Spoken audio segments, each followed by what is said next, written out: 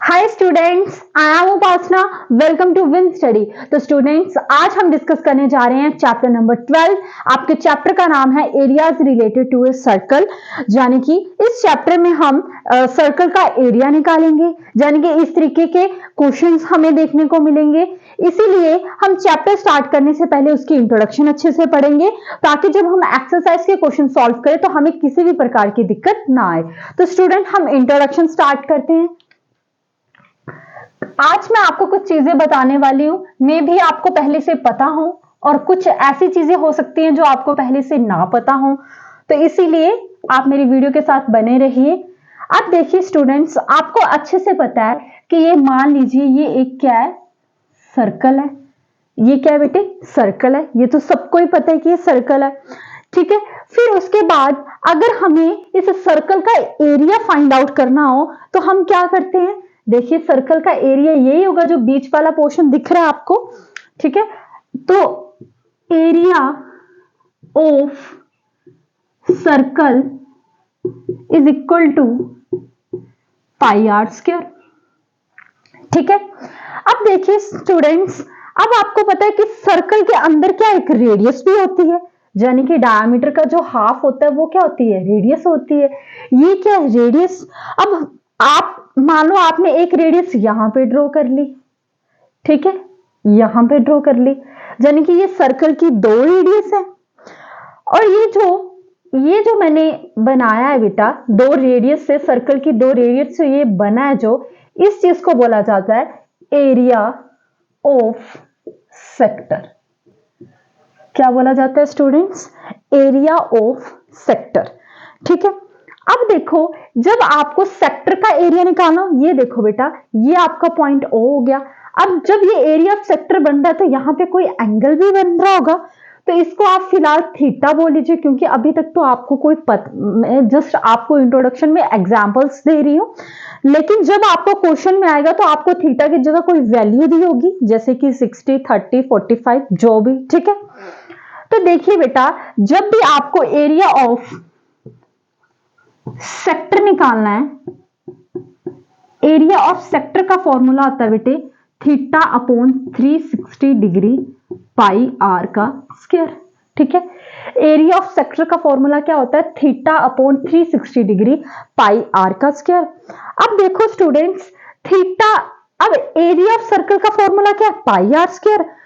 तो मेरी बात सुनिए, इधर देखिए, जब ये सर्कल है, जब आप इस सर्कल का पूरा एरिया निकालोगे तो ये थीटा कितना बनेगा, 360 बनेगा। जब आप इस सर्कल का पूरा एरिया फाइंड आउट करोगे स्टूडेंट्स, तो वो कितना एंगल बनाएगा। देखो बेटा, यहां से अगर यहां से लेके यहां तक, सेंटर ओ तक आप पूरा एरिया फाइंड आउट करोगे तो वो कितना एंगल बनेगा, 360 डिग्री बनेगा। अब देखो, आपको पता है थीटा अपॉन 360, ठीक है। तो यानी कि 360 degree upon 360 degree pi r का स्क्वायर, और 360 से 360 कैंसिल आउट हो गया। इसीलिए आपका एरिया ऑफ सर्कल कितना आता है बेटे, पाई आर स्क्वायर आता है। क्यों, क्योंकि एरिया ऑफ सर्कल यानी कि सर्कल का एरिया, मतलब यहां पे तो कोई भी, जब आप किसी सर्कल का एरिया निकालोगे तो आप पूरे ही सर्कल का एरिया निकालोगे, और जब आप पूरे ही सर्कल का एरिया निकालोगे तो आप पूरा घूमोगे। जब आप पूरा घूमोगे तो आप कौन सा एंगल बना रहे हो, 360 डिग्री का एंगल बना रहे हो। यानी कि इस केस में आपका एरिया ऑफ सर्कल के केस में आपका जो थीटा होगा बेटे, वो कितना होगा, 360 डिग्री होगा, ठीक है। इसीलिए 360 डिग्री अपॉन 360 डिग्री, आप नीचे 360 क्यों, क्योंकि पूरा सर्कल तो 360 डिग्री का ही एंगल बनाता है। आपको थीटा क्या है कि कितना एंगल बना रहा है। अब कितना एंगल बनाता है, जब आप सर्कल का एरिया निकालते हो 360 डिग्री का ही एंगल बनाता है। तो 360 डिग्री से 360 डिग्री कैंसिल आउट हो जाते हैं, और आपका एरिया ऑफ सर्कल बेटा क्या आ जाता है, पाई आर स्क्वायर आ जाता है, ठीक है। अब अगर बात रही एरिया ऑफ सेक्टर की, जब ये चीज बनती है बेटे, एरिया ऑफ, जब आप दो रेडियस से ये दो रेडियस ड्रॉ करते हो तो ये सारा बेटा क्या है, ये सारा बेटा आपका एरिया ऑफ क्या है, सेक्टर है। अब अब देखो स्टूडेंट्स, मतलब एरिया ऑफ सेक्टर यहां तक आपका क्या बन रहा है, एरिया ऑफ सेक्टर।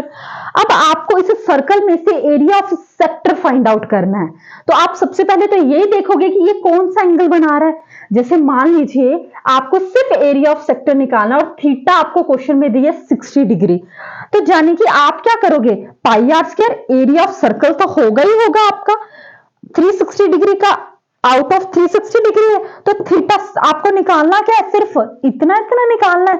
तो आपको जितना जितना निकालना है आपको वही चीज ऊपर रखनी है। आपको पता है कि थीटा कौन सा एंगल बना रहा है, 60, तो आप लिखोगे 60 degree upon 360 degree pi r का स्क्वायर। फिर 0 से 0 कैंसिल, 6 1 6 6 का 36। चलो वो तो बात की बात है, लेकिन ये बहुत ज्यादा इंपॉर्टेंट है। आपको एक्सरसाइज के क्वेश्चंस में काफी बार ये देखने को मिलेगा कि एरिया ऑफ सेक्टर निकालो। तो बेटा मेरे साथ फिर से एक बार दोहराइए, एरिया ऑफ सेक्टर का फॉर्मूला क्या होता है, theta upon 360 degree pi r का स्क्वायर। तो नोट कर लीजिए बेटा, ये आपका था एरिया ऑफ सर्कल के बारे में।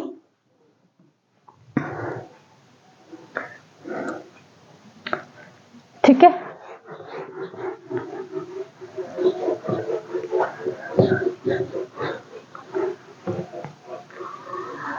अब देखो आगे स्टूडेंट्स, अब हम क्या करेंगे, फिर से मैं एक सर्कल ड्रॉ करती हूँ। पहले हमने बात करी एरिया ऑफ सर्कल के बारे में।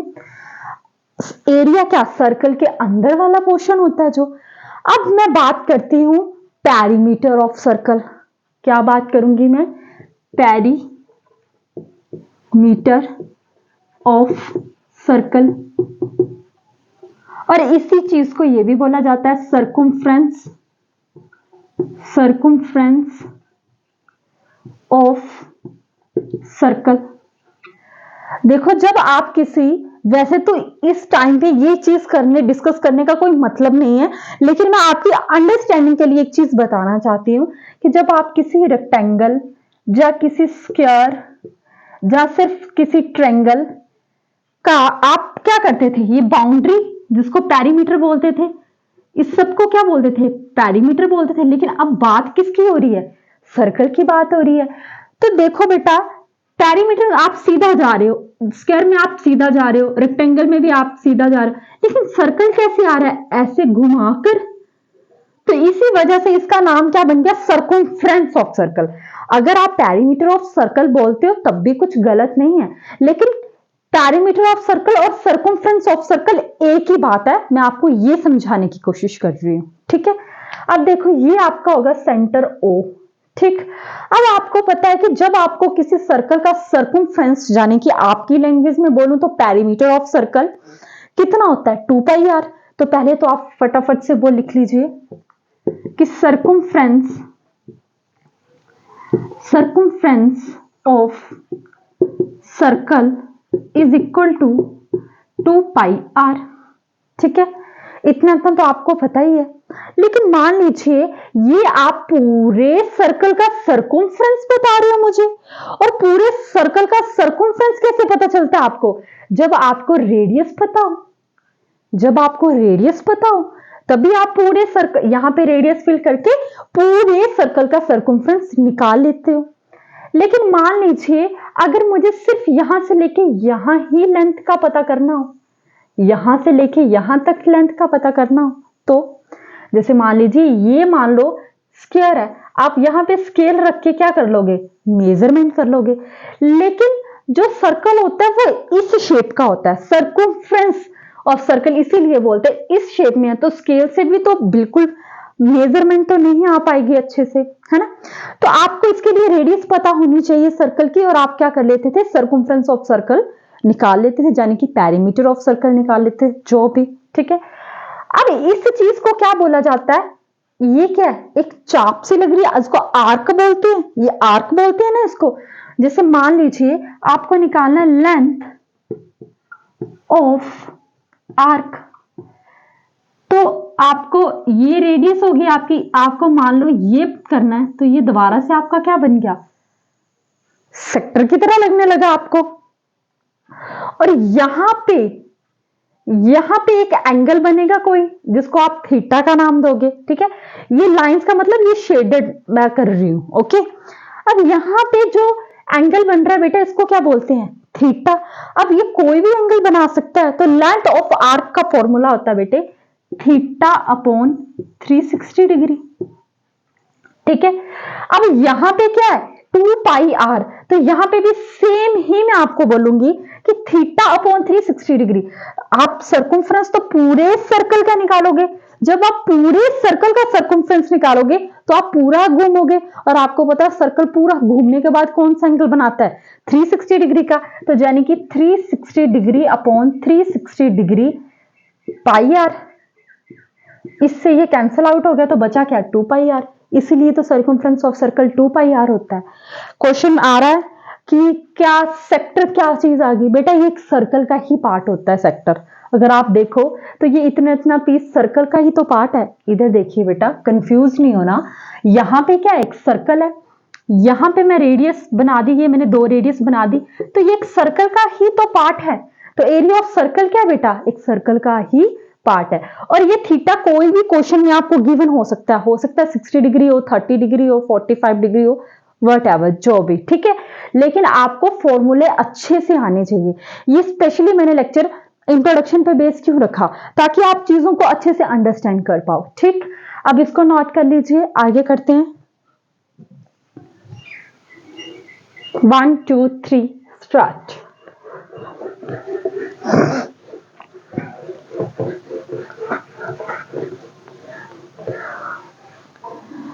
अब हम बात करते हैं बेटा एरिया ऑफ सेगमेंट के बारे में। एरिया ऑफ सेगमेंट, ठीक है। अब देखिए बेटा यहां पे क्या है, एक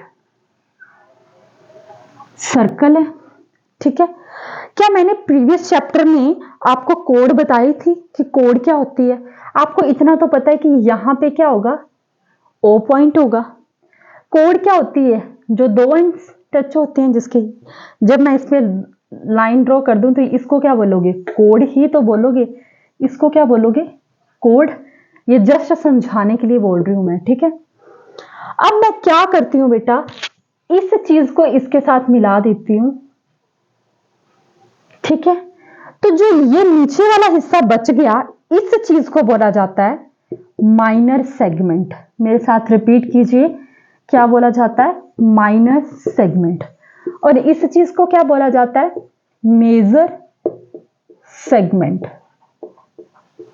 ठीक है। क्या बोला जाता है, मेजर सेगमेंट। अब देखो बेटा मेरी बात सुनो, ये जो माइनर सेगमेंट है, ये जो ये मैं नीचे, ये मेजर सेगमेंट है, ये आपको ट्रायंगल की तरह लग रही होगी, लेकिन ओ पॉइंट से लेके यहां तक ये सारा ही क्या है, माइनर सेगमेंट है। रुको मैं आपको पूरा ये देखो, आपको ये दिख रहा होगा, ये क्या है बेटा, माइनर सेगमेंट है, और ये क्या आपका मेजर सेगमेंट है। अब देखो बेटा यहां पे भी तो कोई एंगल बन रहा होगा, जिसको आप क्या बोल दोगे, थीटा, वो कुछ भी हो सकता है। और इस चीज को क्या बोल दोगे, सेक्टर। ये भी सेक्टर की तरह, ये भी सर्कल का एक पार्ट बन रहा है 2 रेडियस से मिलकर, 2 रेडियस ही तो है ये सर्कल की, और ये भी क्या है, सेक्टर ही तो है, ठीक है। एरिया ऑफ सेक्टर है, यानी कि सर्कल का ही पार्ट है, ठीक है। अब अगर आपको माइनर सेगमेंट निकालना हो तो आप क्या करोगे, माइनर सेगमेंट निकालना हो तो क्या करोगे, आप क्या करोगे, area of sector minus area of triangle. अब आप बोलोगे सेक्टर कैसे, देखो बेटा मेरी बात सुनो, ये मैंने बनाया सर्कल, ये मैंने कोड बनाई, ये मैंने आपस में मिला दिया, ठीक है। और ये मेरा माइनर और ये मेरा मेजर, और इसको मैं बोल रही हूं सेक्टर। अब माइनर सेगमेंट क्या है आपका, ये पूरा ही तो है, ये क्या आपका, ये पूरा माइनर सेगमेंट ही तो है। तो आप क्या करोगे, एरिया ऑफ सेक्टर में से अगर एरिया ऑफ ट्रायंगल को अगर आप माइनस कर दो तो क्या बनेगा, ये सारा सेक्टर है ऊपर से लेके नीचे तक, ये क्या सेक्टर ही तो है, और ये आपको निकालना क्या है, ये नीचे वाला। तो आप क्या करोगे, area of sector minus area of triangle. तो लिखिए area of minor segment, area of minor segment is equal to sector. क्या ये यहां से लेके यहां तक पूरा सेक्टर ही तो बन रहा है, तो आप लिखोगे area of sector minus area of triangle. ठीक है, एक बार दोबारा से देखिए बेटा, आपको निकालना क्या है, ये वाला पोर्शन निकालना है, लेकिन सेक्टर तो इतना इतना बन रहा है। तो अगर आप इस पूरे सेक्टर में से ये ट्रायंगल माइनस कर दो तो आपके पास ये नीचे का माइनस सेगमेंट बच जाएगा या नहीं बचेगा, और आपको वही तो निकालना है। देखो बेटा, ओ से लेके नीचे तक क्या है, आपका एरिया ऑफ सेक्टर है, आपको निकालना क्या है, माइनर सेगमेंट। तो अगर आप इतने में से इतना माइनस कर दोगे तो आपके पास नीचे वाला बच जाएगा, और आपका वो नीचे वाला है क्या, एरिया ऑफ माइनर सेगमेंट। समझ आया? और मैं इसको माइनर सेगमेंट और इसको मेजर सेगमेंट क्यों बोली, क्योंकि ये बड़ा और ये छोटा है, सिंपल सी बात है, इसीलिए इसका नाम माइनर सेगमेंट है और इसका नाम क्या है, मेजर सेगमेंट है। अब देखिए, area of major segment, area of major segment. अब देखो स्टूडेंट्स, मेजर सेगमेंट निकालने के लिए मुझे क्या करना पड़ेगा, अगर मैं पूरे सर्कल में से इस माइनस सेगमेंट को माइनस कर दूं तो क्या ये सारा मेरे पास क्या बच जाएगा, एरिया ऑफ मेजर सेगमेंट बच जाएगा, और मुझे यही तो चाहिए। तो मैं क्या करूंगी, पूरे सर्कल में से क्या करूंगी, इस माइनस सेगमेंट को माइनस कर दूंगी और मेरे पास क्या बच जाएगा, मेजर सेगमेंट। तो लिखिए, area of circle minus area of minor segment. Area of circle minus area of minor segment, तो आपका क्या निकल आएगा, मेजर सेगमेंट। आप इन चीजों को हल्के में मत लीजिए। मैंने देखा कुछ स्टूडेंट्स इंट्रोडक्शन को तो बड़े ही गंदे तरीके से इग्नोर करते हैं, जैसे लोग दूध में से मक्खी को क्या कर देते हैं, फेंक देते हैं। लेकिन आपको ये नहीं पता कि ये इंट्रोडक्शन क्या है, सबसे ज्यादा इंपॉर्टेंट है हमारे चैप्टर के लिए। अगर हमने इंट्रोडक्शन कर लिया, हम क्वेश्चंस खुद सॉल्व करेंगे। समझ आ रही है ना मेरी बात? तो नोट कर लीजिए इसको भी।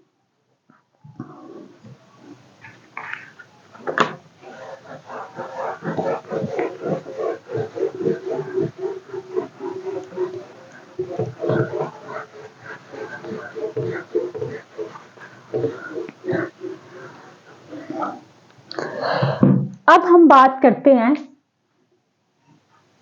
एरिया ऑफ एन इक्विलेटरल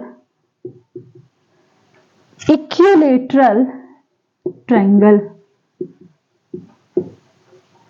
अब देखिए बेटा, दोबारा से सुनिए, ये क्या आपका सर्कल, ये क्या आपका ओ सेंटर आ गया।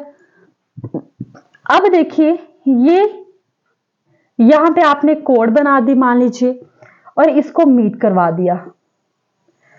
अगर मान लो इस बार थीटा अगर आपका 60 डिग्री है, अगर आपका थीटा 60 डिग्री है, क्योंकि यहां पे थीटा भी तो बनेगा, तो अगर आपका थीटा 60 डिग्री है तो इट मींस वो आपकी इक्विलेटरल ट्रायंगल है। क्योंकि अगर आप 180 में से 60 को माइनस करते हो बेटा तो 120 बचता है। इट मींस आपके ये भी एंगल कितने होंगे, 60 डिग्री के होंगे। समझ आ रही है मेरी बात? यहां पे मैं थोड़ा बड़ा करके बना देती हूं जिसको नहीं समझ आ रहा। ये क्या है, ये सेंटर पॉइंट इस तरीके से। तो अगर ये 60 डिग्री का बन रहा है बेटा तो ये भी 60 डिग्री का बनेगा, बिकॉज 180 माइनस 60 120। तो इट मींस तीनों एंगल किसके हैं, 60 के। तो उसी चीज को क्या बोला जाता है, इक्विलेटरल ट्रायंगल।